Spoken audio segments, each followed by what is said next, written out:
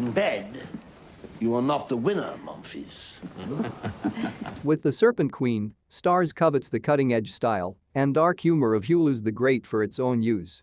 All of it can be found in the rippling, torn fabric of the series, with anachronistic needle drops scattered throughout the credits, current jabs and swear words dressed up in Regency frippery and caked on makeup, and oppressed women struggling to survive in a society governed by avaricious men.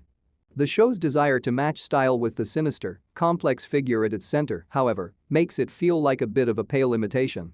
This is actually its greatest weakness.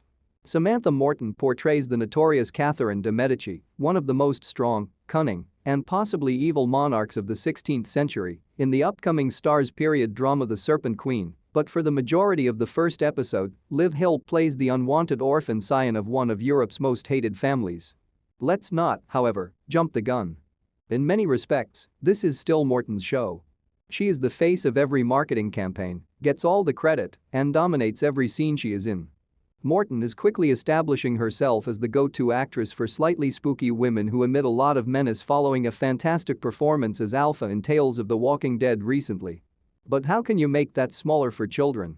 The Serpent Queen's secret weapon is arguably how brilliantly it does it. We spend a significant portion of the film being told by a young Catherine how she went from being a despised orphan to being married off to the second son of the French king at the age of 14. The framing device is that an adult Catherine is telling the story of her life to one of her servants, Rahima Seniananua. All of this is a plot by Catherine's interestingly close relative, Pope Clement Charles Dance.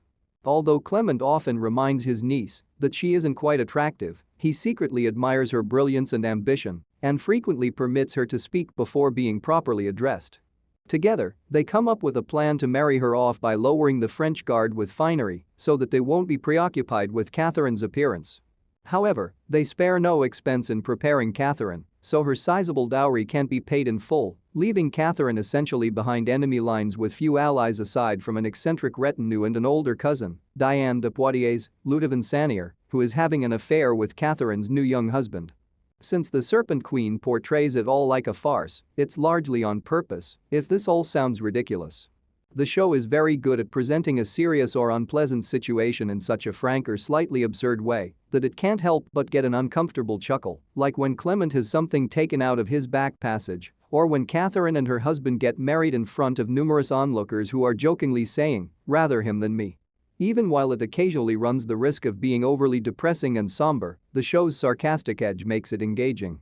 It's also jolted by a number of on-trend additions, such as a modern soundtrack and the aforementioned fourth wall cracks, and there's little embarrassment about coarse language or nudity. Although it's difficult to say at this point if that was just an odd joke or will add some significant edge to the proceedings, there is also the notion that Catherine has a strong enough imagination to affect things in the real world. In any case, it should be entertaining to find out, even though underutilized Morton merits more attention as the drama attempts to erase or reinforce the unfavorable reputation of The Serpent Queen.